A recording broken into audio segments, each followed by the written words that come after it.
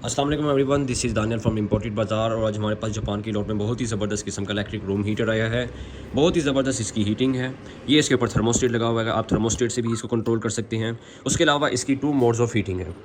ये simple fan, ये single और ये डबल। बहुत ही ज़बरदस्त इसकी हीटिंग है, सीको ब्रांड का है। उसके अलावा यहाँ से आप इसका रिवॉल्विंग फंक्शन भी ऑन कर सकते हैं।